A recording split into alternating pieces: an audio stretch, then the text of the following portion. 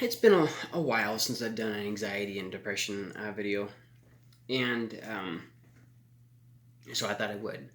Uh, if, if you know me at all, you know that when I go out on my road bike, when I go out for a ride on my road bike, I just uh, I just have a lot easier time clearing my head and thinking clearly and that kind of stuff.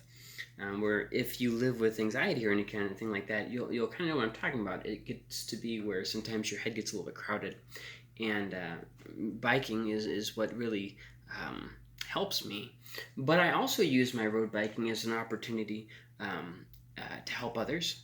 Last year I did the Great Cycle Challenge. It's a riding event that happens every year. And I think they used to have it in July, but it's been in September last year, and I believe sorry, it's going to be in July this. It's going to be September this year, and it was in last year. They might have done it another year as well. But today on my ride, I was riding for. It's called the Trek 100. It supports the MAC Fund, which is um, it's a fundraiser to help children with cancer, much like the Great Cycle Challenges. Um, but that ride was today, and it was very difficult because I, I got sick, and I couldn't ride for like a whole week. And so then I started riding again, and it started hitting really hard, and I got, sick again. And it's a long story, but moral of the the main point there is that so I got sick, and so I went 3 or 4 days without riding, and then today I was still sick. The headache, the nose, the coughing, the chest, all that yucky stuff, and it was really hard to get up out of bed and to get on the road. And I thought, okay, if I just get out there, maybe I'll get. It wasn't. It never got easier. And this is something I love doing, and just was not. I just wasn't into it today. And so I'm biking, and my throat's burning, my chest is burning. I'm like, ugh, I just want to be back in bed. But I made this commitment to do this thing. We already raised all the money for that event, and so I wanted to make sure that we stuck with it. And uh, so I'm biking, and then wouldn't you know it, the wind picks up, and so then I'm biking into the wind. I already don't have like hardly any energy, so I'm going 13 miles an hour. Like it's a flat road, like it's I should be flying down, and I'm going 13, and it's labored 13 because my legs, I'm just not having a great time. It's not as fun as a lot of my other rides. But one thing that kept me going was the fact, and I did it, I made my goal, but one thing that kept me going was just, thinking about those kids, who have cancer. And, maybe it's not a whole lot, but it's what I can do. And so I'm helping myself out with my anxiety at the same time that I'm, helping raise funds and awareness for them. Um, it's a good time. I don't want I don't want this to come off the wrong way, but of all the times in history for kids to get cancer, this is one of the most hopeful times for it to happen. It Survival rates for children have risen from the 20% into the 80%. They used to say that they would never be able to cure childhood cancer. They're really close to making this where maybe even kids won't have to have, uh, you know, the treatments that they currently have. Maybe there'll be a lot more kids that pull through. And so I went on this ride today. If you can't tell, kids are kind of a soft spot for me. Um, I don't know. The people who are weak and unable to defend themselves, um, they have a very special place in my heart, because I know that, well, this is an opportunity for us who are strong enough to step up and help them. And So, anyways, I went on this bike with my cold and with my nastiness, and it really didn't didn't want to. And the thing was, that's kind of how we like to look at anxiety, right? I don't feel like doing it today. But the truth is, there's no better time than the present. And so we tell ourselves, especially in the wake of COVID, right? Um, we did it before COVID, and then COVID hit, and so then it was like an excuse. But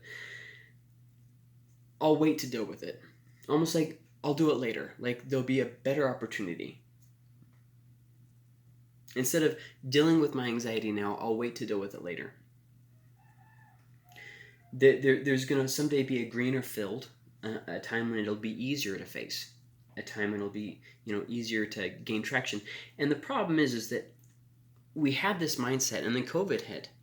And for people who had serious anxiety and depression and weren't dealing with it, it was like the final nail in the coffin, because we didn't learn how to deal with it, and then here comes a situation where you kind of have to deal with it.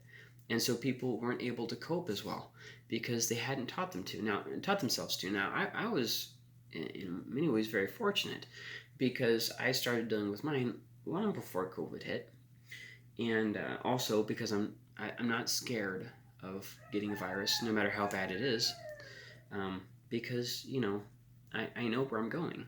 I have hope past death. A lot of people are acting kind of like they're never gonna die, and it's like, well, it's not so much how long you live, but more of the quality of your life. And do you know where you're going when you die? I do. I guess that made it easier. A lot of people just, I think, kind of feel hopeless at these times. So I'll just do it when it's easier. But the problem is, it never gets any easier. That time that's supposedly supposed to come when it'll be better to deal with it, it never comes. And to make this even worse, we live in a culture of fear. Before COVID, it was like that. We live in a culture of fear. Now, I mean, it really hasn't gotten any better. I mean, look at the news, and I'm not ripping on anyone. It's the news. There's CNN, there's Fox. I mean, whatever. They're all just trying to make everybody scared about their thing. Now, Fox is trying to make people scared about political stuff and conspiracy theories and that kind of stuff. CNN is trying to make people scared by trying to make things a bigger deal than it is, and so that everybody's just trying to make everybody else scared, and everybody hate each other, and it's like, okay, whatever. Which, by the way, isn't great for anxiety. Watching TV all day and then taking that message of let's all hate each other and then transferring over. Surprise, surprise, hate doesn't translate to having peace. I didn't see that one coming. So we live in this culture of fear, and now fear is just like it's all around. It's rampant. I mean, if we lived in a culture of fear before, we live in a culture of fear on cocaine now, and it hasn't gotten any easier. Now is the time to deal with anxiety. Now's the time. Don't wait till tomorrow. We don't know how long this COVID stuff's gonna last. If there's gonna be something afterwards, even if there isn't anything, you best believe that the news outlet will be making something up. I mean, think about it. They've been able to nurse COVID and make us all terrified about it all the time, making us all at each other's throats. There was the riots and COVID, and there was something else, murder hornets, and there was something else too. I can't think of it right now. But see what I mean? They've been living off these little highs. Well, what's going to happen when COVID's gone and it's not a big deal anymore? People are going to be like, and their viewership is going to go down, so they're going to find something else to freak us out about. It's better if now we start dealing with our anxiety. And don't be scared just because everybody else tells you have to be scared. Something can be serious and you don't have to be afraid of it. Oh, World War III, that was the other thing. The thing with Korea, I remember now. Just because people tell you have to be scared doesn't mean you have to be scared. And taking something serious isn't the same as being scared of it. You know what I mean? I hope you understand what I mean. But going back to that thing with the kids with the cancer, something that I was thinking about when I was out there on that bike is there's so many people who have it worse. When we get focused on only our problems, we fail to see the bigger picture. Yeah, I was, my chest was burning, my throat, my nose started running, I was coughing, I wasn't having a good time. There's a lot of kids out there who barely have the strength to stumble into the bathroom to throw up. I mean, I really don't have it that bad getting, going on a bike ride. There's just a lot of people who have it worse. I couldn't even afford a bike for a long time. I had to save for years before I could afford one. And there's a lot of people out there that they can't afford a nice bike or a bike. I mean, a crappy bike. They just can't afford a bike. And it just really puts things in perspective when you get out of your bubble and you go see other people's problems. Years back, this is probably 15 years ago now, I did work on an orphanage in Mexico. And I'd been to Mexico just dozens of times. Mexico is a very special place in my heart. The people there and the places I Mexico is a very special place. And anyways, we did this work on this orphanage, and I just remember seeing all those kids. There were so many kids cramped into that facility, and wishing you could do more. So we got the funds together, we got the supplies together, we did all the work.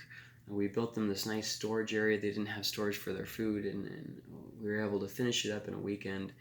And we really did a good job on it, and they were able to use it and everything. I haven't been back to that orphanage in years, but just remembering, the poorer places of Mexico,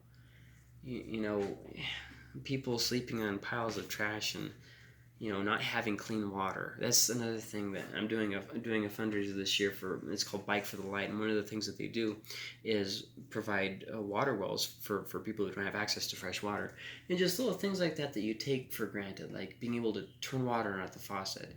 There's just so many people who have it worse. People with cancer and whatnot, and the thing is, when you're dealing with anxiety, yeah, it's hard. It's not fair that you have to deal with this. You wish you never had to deal with this or whatever. Maybe you wish you never been born. There's so many people who have it worse, though. Like, all things considered, there's not that much to complain about. And I've noticed that what's happened is that we all found a reason to excuse our bad behavior. I'll give you a couple different examples. Right, you talk to Christians, right? It's okay if I hate homosexuals because, well, homosexuality is wrong. So it's okay if I hate them. I'm not sure that argument holds much weight. Another thing that I'm talking about Christians here.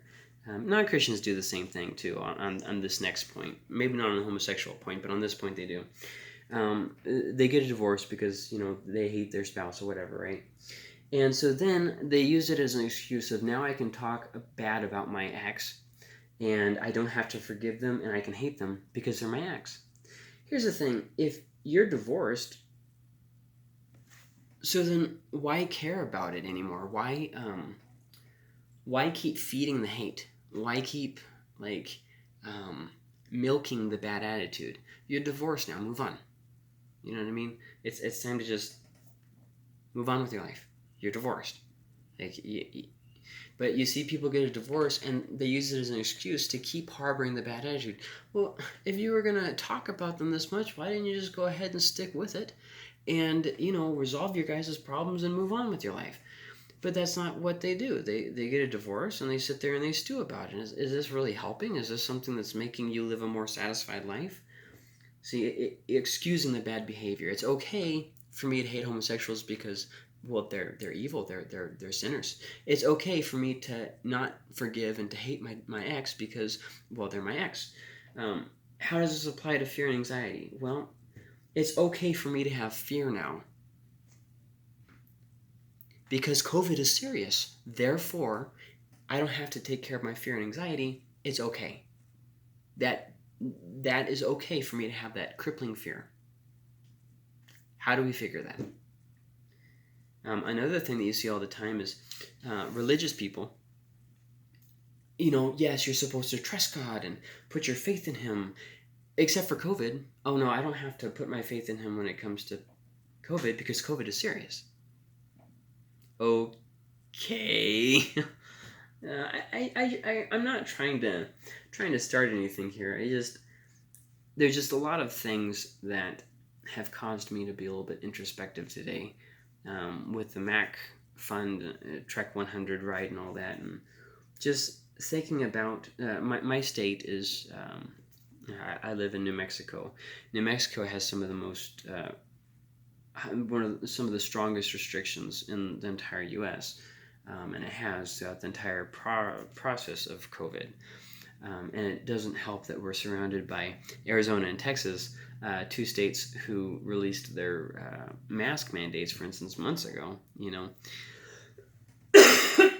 Which you know, New York City, for instance, as of today, they don't require a mask if you're vaccinated, but I believe you have to show proof of vaccination. But our state, whether you're vaccinated or not, it doesn't matter. You still have to wear a mask inside. For me, that's slightly irritating because, well, for my own private reasons, I guess I don't need to get into them. But I guess the main moral of this lesson is, or this discussion, whatever, is there's never going to be a better time to deal with your anxiety or fear. Now's the best time. Learn to deal with it now. And I hope that helps. Bye.